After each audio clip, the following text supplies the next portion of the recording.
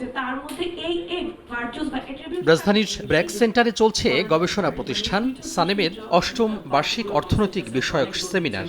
দ্বিতীয় দিনে আলোচনায় অংশ নেন সংস্কার কমিশনের সদস্য, অর্থনীতিবিদ, রাজনীতিবিদ ও মানবাধিকার কর্মীরা।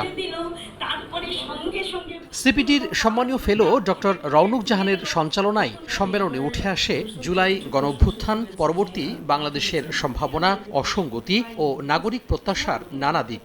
বক্তারা বলেন, সংস্কার সহ গুরুত্বপূর্ণ বিষয়ে জনসম্পৃক্ততা জরুরি। এখনো খুব অ্যাবস্ট্রাক্ট ভাবে এটা আলোচনা হচ্ছে, and I think you need to be more specific about which সংস্কার amongst all of this. নারীদের অংশগ্রহণ দেখাই যায় না, বিভিন্ন কারণ থাকতে পারে। এটা খুবই একটা হতাশার বিষয় যে সেই কমিশনগুলোর মধ্যে আমরা এই রিফ্লেকশনগুলো পাইনি। জুলাই গণঅভ্যুত্থানকে খাটো করে দেখছেন অনেকে, এমন অভিযোগ করে রাজনীতিবিদরা বলেন, এখনো খোলা মনে কথা বলার কোনো সুযোগ তৈরি হয়নি। যে আমাদের দেশে বিচারিক প্রক্রিয়া হবে, কিন্তু শেখ হাসিনাকে আমরা আন্তর্জাতিক আদালতে তুলতে চাই, এটা যদি ছাত্র জনতা এই দাবিটা তোলে, তাহলে it is another historic event. বাংলাদেশের ফ্যাসিস্ট এবং 21st সেঞ্চুরির সবচেয়ে নিকৃষ্ট ফ্যাসিস্টকে বাংলাদেশের জনগণ আন্তর্জাতিক আদালতে তুলতে পেরেছে। এটা গণঅভ্যুত্থানের মতো আরেকটা বড় গৌরব হতে পারে আমাদের জন্য।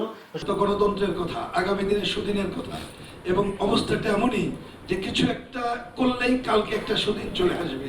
তার সাথে কি এই জনসাধারণ ইনভলভমেন্ট আছে? পরপর 3টি জাতীয় নির্বাচনে ভোট দিতে পারেননি দেশের মানুষ। এ অবস্থায় ভোটাধিকার ফিরিয়ে আনার উপর জোর দিয়ে বিশেষজ্ঞরা বলেন, সংস্কার প্রশ্নে রাজনৈতিক দলগুলোর ঐক্যের বিকল্প নেই। বাংলাদেশের ইতিহাসে প্রথমবারের মতো একজন ব্যক্তিতান্ত্রিক স্বৈরাচারী শাসক পালিয়ে যেতে বাধ্য হয়েছে। দলটা কমপ্লিটলি অধিকাংশ দলের সদস্যকে খুঁজে পাওয়া যাচ্ছে না।